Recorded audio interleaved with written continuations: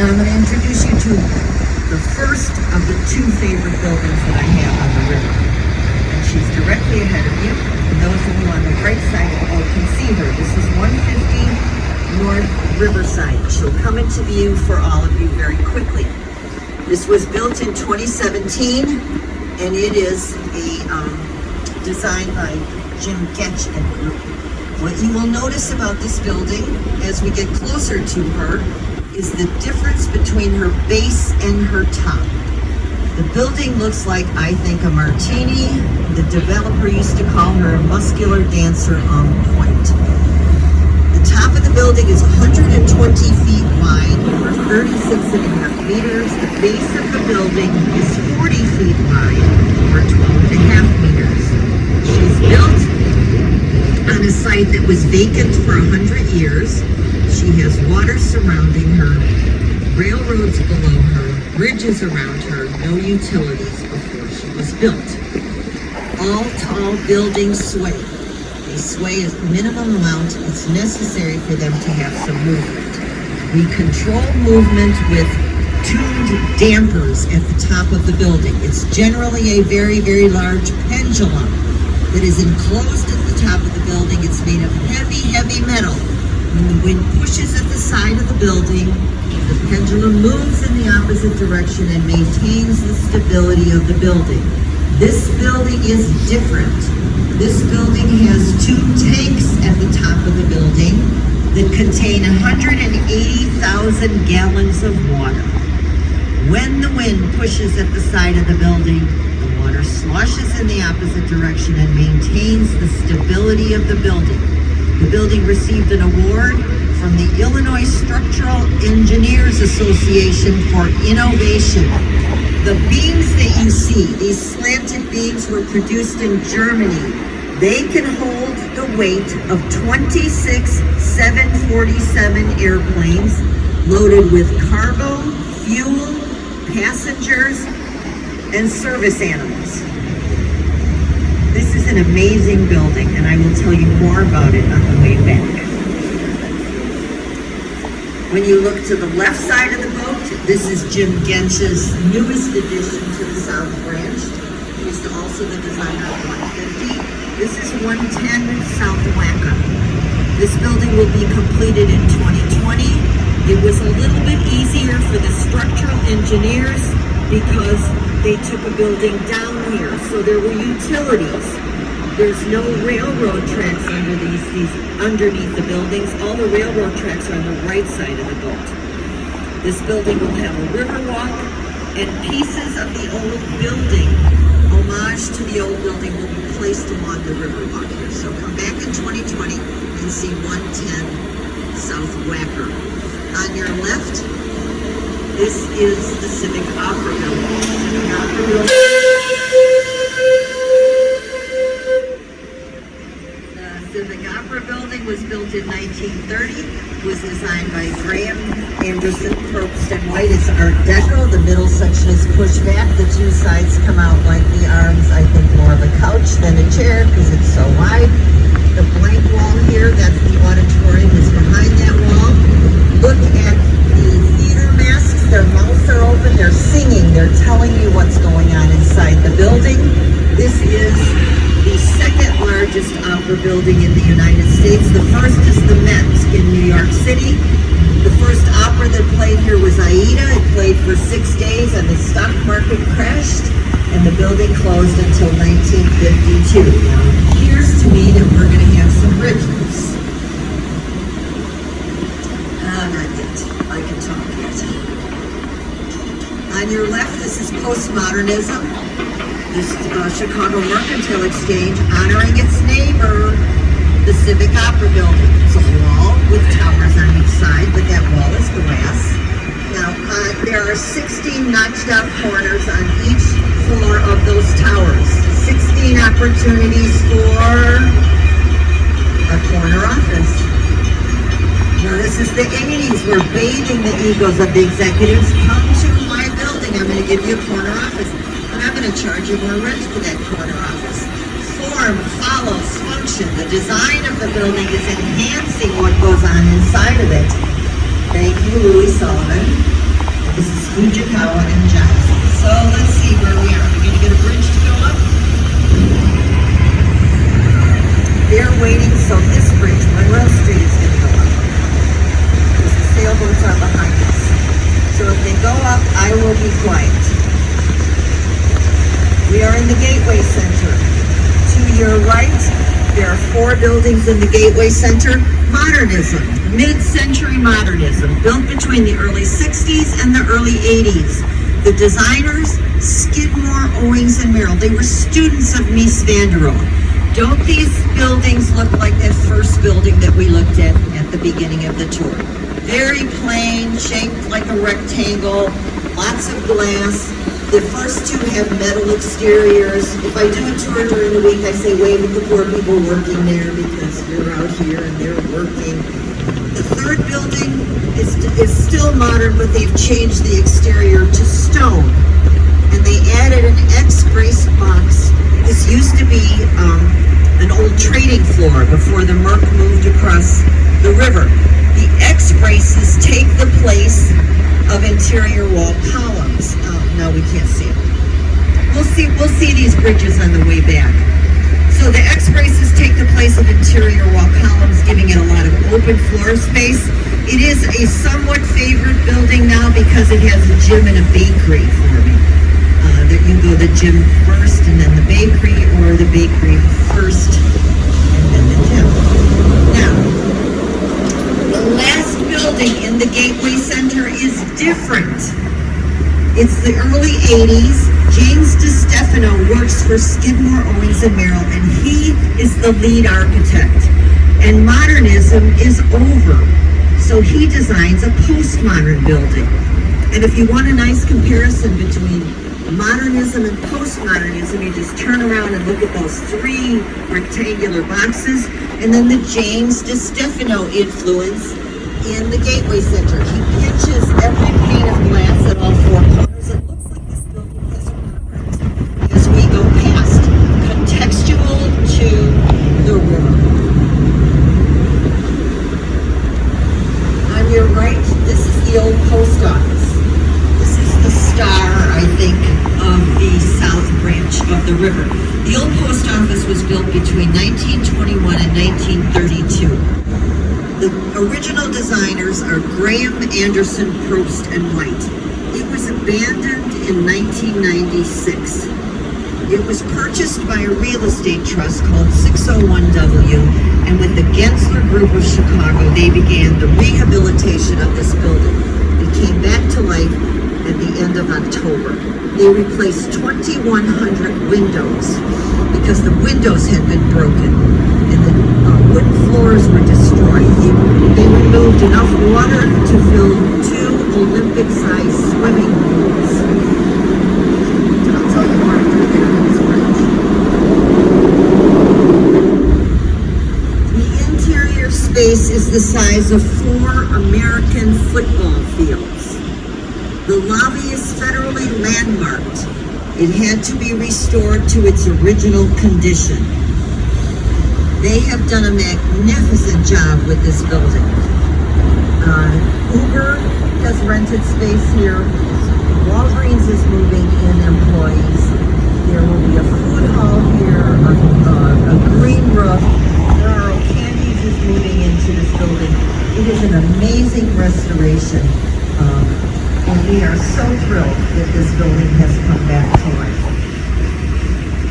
On your right, this is the new post office. This is what replaced it. Built in 1996, designed by Knight and Associates, one of the most automated post offices in the United States, has enough linear conveyors belts to go from here to St. Louis. Now, on the left side of the boat, this is a $2.2 billion project, which is bringing services and residences to this part of the river, which has historically been vacant. It will take 10 years to complete. The designers are Perkins and Hill. Now, the most interesting part of it now, I think, is the historical investigation that they've done about this area. These limestone steps that you see here that lead to this river walk, were uncovered in the excavation there from the old Grand Central Station in Chicago that was taken down in the 1970s. The building, this residence here, this white trimmed residence, was the first building that went up. It is called the Cooper. And the reason it's called the Cooper is when they were investigating the history of this area, they found that many, many people who lived here in the 1880s had the last name of Cooper. So they named the building after those people, in honor of those people. They're doing a magnificent job. So you have to come back. Now it won't be 10 years. It'll probably be about 8 years and see what this area looks like. The only thing that has historically been here on the left is River City, this honeycomb structure. It was designed by Bertrand Goldberg. It's a condominium. It has eyebrow-shaped windows, built in the 80s, and that's where the living rooms and dining rooms are. The bathrooms and the kitchens face an atrium that snakes through the middle. Now, Bertrand Goldberg was a close friend of Mies van der Rohe. Mies van der Rohe believed that all architecture is based on a right angle. Bertrand Goldberg believed no right angles in nature, no right angles in my architecture. Now, we are going to turn around here, and behind you is the best shot in the city of Chicago of the Willis Tower. If you are emotionally attached to Sears, it's Willis, and it's been Willis for many years. Willis is a London-based insurance exchange. We've got naming rights to the building. When the CEO of Willis came to Chicago to introduce the building to us, he called it Big Willie. This is the one and only time I'm going to call that building Big Willie. So feel free to take your pictures. And we're going to talk about a different kind of wind management in Willis. Now, the pendulums that we talked about are for the tall buildings, but this is a super tall. The United States will never have a mega tall. Since 9/11, the FAA has limited our height at 2,000 feet. So if you want to see a megatall, you're going to have to go to Asia or to Saudi Arabia, because we are capped. But our super talls not only have to deal with the wind that pushes to the side of them, they have to deal with wind that whips around them and can be almost tornadic-like. That's why you don't see balconies up there, because that young gentleman who thought about throwing his potential fiance off the building at the beginning of the tour wouldn't even have to worry. He or she would just get swept right off because of the wind. So to manage the wind that whips around this building, the designer is Bruce Graham. The year is 1974. The structural engineer is Fazler Khan. Fazler Khan comes up with bundled tube construction. And if you look at Willis, there are 9 tubes in this building. They drop away at different floors. That's why you're never going to take an elevator all the way up to the top in Willis. You'll have to get off and transfer at different floors. So the building's base is a little bit more sturdy than as it goes up to the top. There's only 2 of those tubes that go all the way up to the top. What that does is it braces that building as it climbs to the sky. It braces it against the wind that whips around and can cause what is known as racking or twisting, and can actually twist the construction of the building. It also gave Sears a lot of open floor space at the base of the building for low rent district. So that's where they put their customer service cubicles. My son worked for a company on the 90th floor. They were willing to pay the premier rent. It wasn't Sears. So that's the second form of wind management. We're going to see a third one a little bit later in the tour. So when we get a little bit closer to Willis, we'll take a look at the ledge.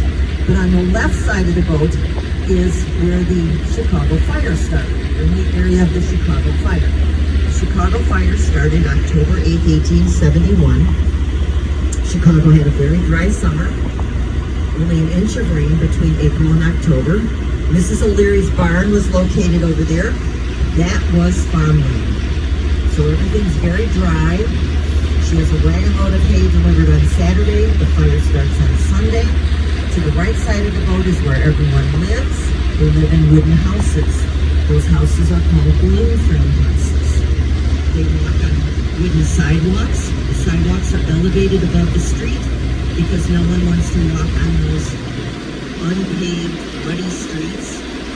But that creates airspace for the fire. The river's polluted. The river wouldn't be reversed until 30 years later, so there's animal parts, there's oil, there's grain, there's lumber floating in the river. There's no alarm system in the city. Fires are spotted by fire spotters. People stand in towers, look for smoke, and tell the firemen, go there, I see smoke. The fire spotter sends the firemen to the ground first the first time. All of that adds to their tragedy. The wind's blowing fiercely across the river, from where the barn is to where everyone lives. The fire attaches itself to that debris, burns its way across the river, burns for 36 hours, kills 300 people, destroys 18,000 buildings, and leaves 100,000 people homeless with winter coming on. As soon as the ashes cool, we pick ourselves up and start over. We're called the second city many times. We're not second to anybody. We're not second chance. The fire burned the slate clean, attracted architects from the East Coast, and it's the reason that we have this beautiful eclectic architecture that you see in the city of Chicago, from blank slate to outdoor. And if you worry about how our city council said, we started that.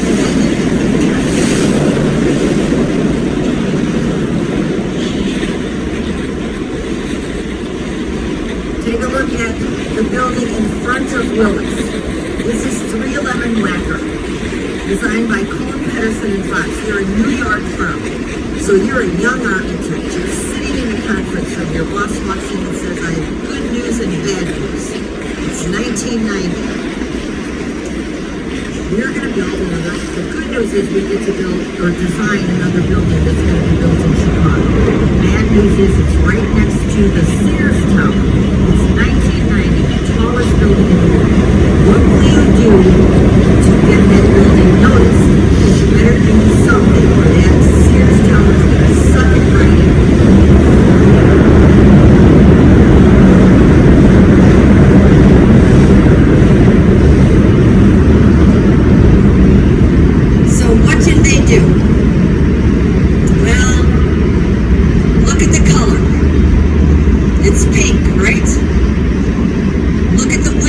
The windows are all different. They're horizontal, they're vertical, they're pane, they're not pane. And they put crowns at the top of this building that are so bright that they have to be darkened during migratory bird season because they throw the path of the birds off. The birds see the lighted crowns and go, someone lit the path for me. No, no, no, no, no. So they're dimmed during migratory bird season. All right, are we going to see a bridge go up? Come on. Can we keep on one side? If we can get under this bridge, you'll see that one side go up. So, when we do come under this bridge,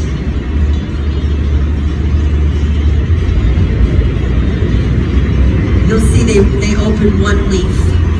If there were 20 of these sailboats coming through, they'd have to open both leaves, but they have the advantage. Oh, good! Get your cameras out. This is good. I don't need to talk either. Is he doing opposites? He's not doing opposites. He's just doing one side. Yeah, this is pretty neat. And I'm sure this is the last weekend for this.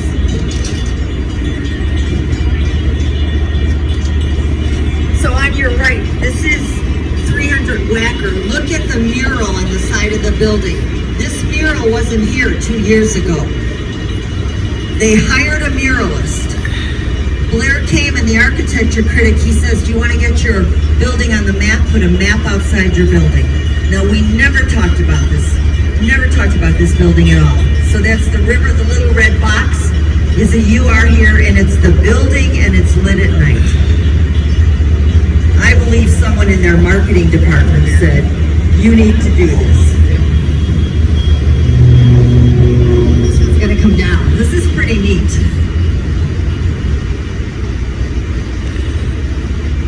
All right, take a look at Willis. You'll see the 4 glass boxes on the right side of the boat at the top of the building, 1,345 feet above the street. They're called the ledge. They're 1 3/4 inch thick glass. They extend 4 feet from the building.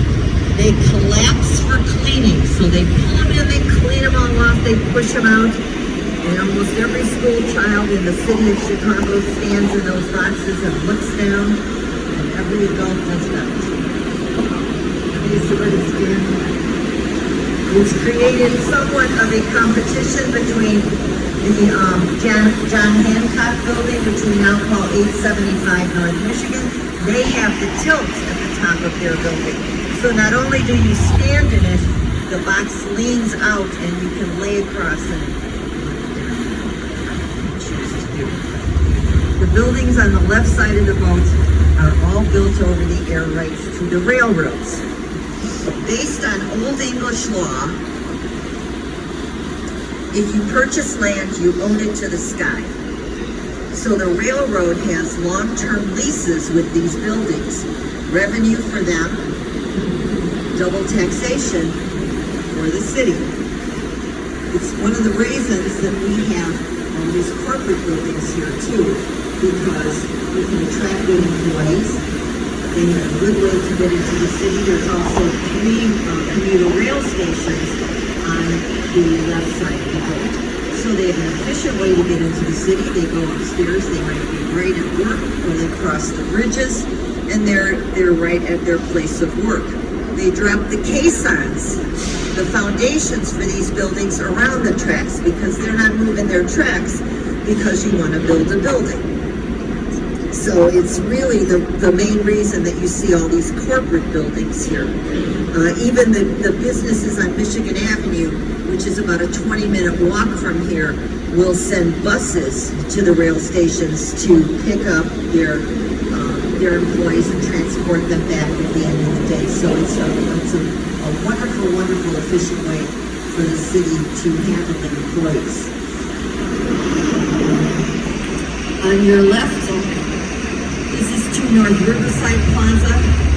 This is an Art Deco building built in 1930, designed by Halliburton Root. This is one of the first plazas in the city. Plazas are still encouraged. You get a tax incentive if you include a plaza to maintain that open space, that green space. And if you're walking through here, the carvings, because this used to be the old Chicago Daily News, there's carvings along the plaza that depict the history of journalism. So it's a really interesting area, especially during some of the times that we're going through now to walk through that plaza. On your left, this is the Boeing building. Boeing was built in 1990. Many cities courted the Boeing to move their executives from Seattle. And they moved them here to Chicago into this building that was built in 1990, designed by Ralph Johnson for Perkins and Will. If you work in the tower of Boeing, you have to take an escalator up to the 2nd floor to catch your elevator, because they can't drop elevator shafts here because of the railroad tracks.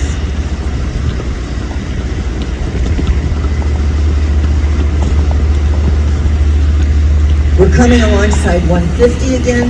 150 is a gold LEED certified building. LEED buildings are leaders in environmental and energy design, LEED. You can be silver, gold, or platinum certified depending upon how much of the criteria you meet. Chicago has the highest percentage per capita of LEED certified buildings in the United States. 150 also has a 250-piece LED art collection. They have an art curator that maintains it, and you can just about see some of the pieces, the strips of LED art in the lobby. If you happen to be in the area, walk through the lobby. It's a very, very interesting, beautiful lobby. We're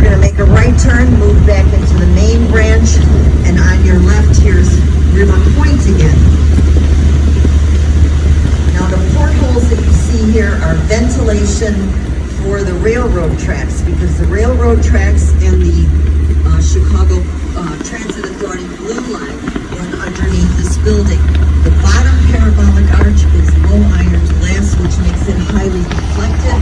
You can see us, I think, in the left bottom of that arch as we come around and make our turn. I always like to see that. It reinforces